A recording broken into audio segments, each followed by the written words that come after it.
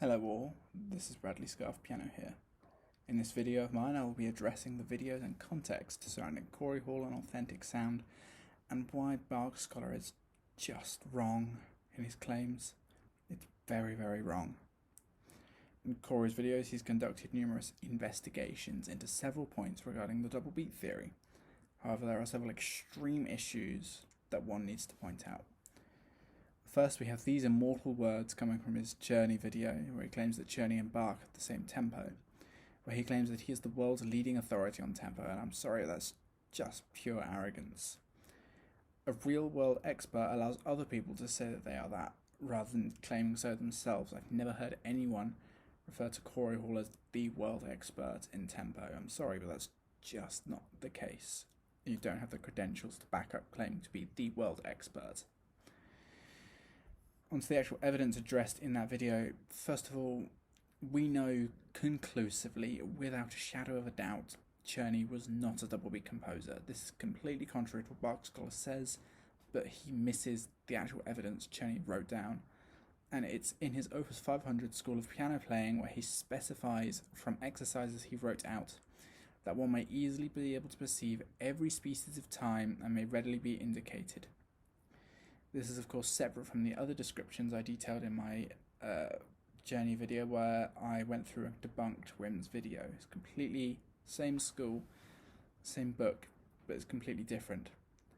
It says, thus, for example, at D, which is an exercise written in the book, the time is marked at dotted half note equals 88. Consequently, a whole bar lasts as long as one pulse of the metronome. This confirms that Czerny is single beat unequivocally, there is no doubt about it. He specifically says one tick on a metronome is equal to one bar when the piece is written in 3/4 and it's a dotted half note equals 88. That is it. That is one tick equals one bar, which is a complete single beat description. It's completely unequivocal. He clarifies it again by saying that at F, an adagio in common time, the metronome is marked quarter note equal to 92 and there are 8 beats from the metronome in each bar. That is the correct beat description and as a native English speaker, this is the correct English grammar and does not mean a plurality. The same for the phrase beats, saying that there are 8 beats in a bar does not mean there are 2 beats per 8. It means there are simply 8 lots of a beat. That is the correct English grammar for that. And that is a firm establishment that Czerny is a single beat composer. That's without a doubt. The thing is, BachScholar's arguments are very, very subjective when talking about tempo. However, I will give him credit for admitting that Czerny is playable at single beat. It's just very, very difficult. The more extraordinary claim is that Bach and Czerny's allegros were the same. It's not hard to believe, although Czerny's would be faster. However, there are some issues. First of all, Cory would not disclose his method, so it is impossible to give an official critique upon it.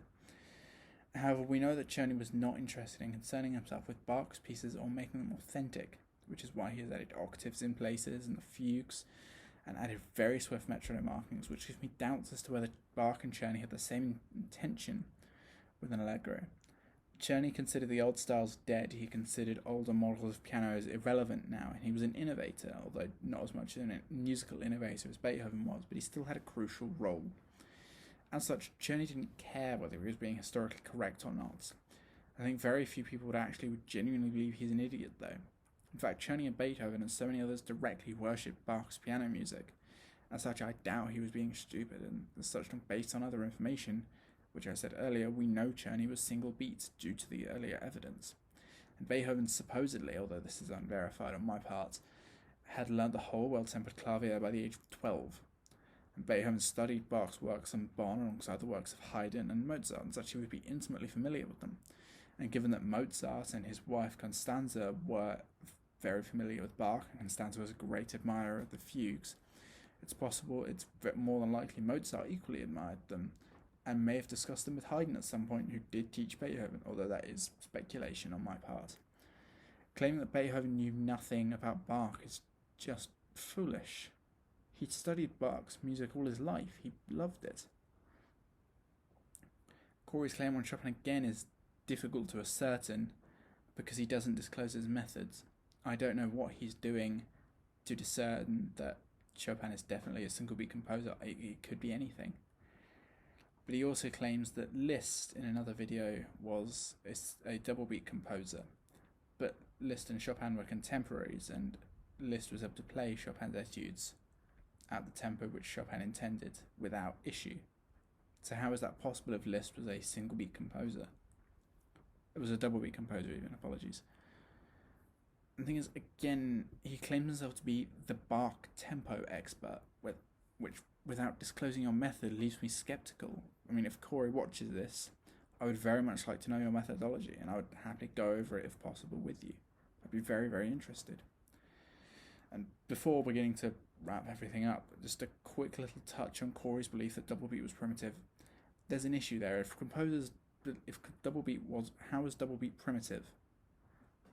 If composers wanted to use double beat notation but keep their music in single beat speeds, they'd simply double the note value next to the number. So instead of it being a half note 100, it would become a whole note 100, or if it was an eighth note 92, it would become a quarter note 92. It would just become that, but double beat, but played in double beat.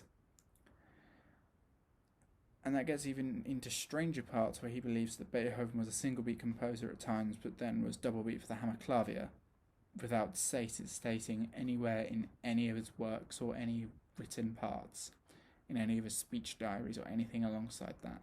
It's never stated anywhere. And finally, a quick word on Cory's apology. To me, it's irrelevant. It's not needed. He said his mind. He got very passionate. I mean, everyone gets passionate about these things. I get quite passionate about it. I know other people who really, really enjoy the music get passionate about it as well. But it's because we truly love the music. We truly love the way we play.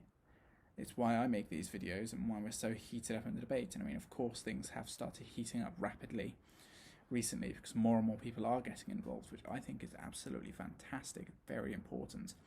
And of course, I'm always ready to comment. You'll find me in comment sections going around, trying to talk to people, trying to debunk as many claims as I can.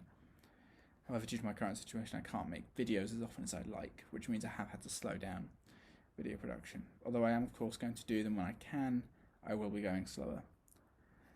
Thank you very much for watching. I appreciate it has indeed been a long time since I last uploaded. I am working on the third movement of the pseudo-rendition of Beethoven's Third Concerto, and I will be actually partaking in Wim's challenge, as he claims he is reserving spaces for anti-double beaters in regards to Schumann's Traumerei. So that will most likely be my next upload. I will be posing Wim some questions, and I do hope he answers them and doesn't just cut off when I stop playing.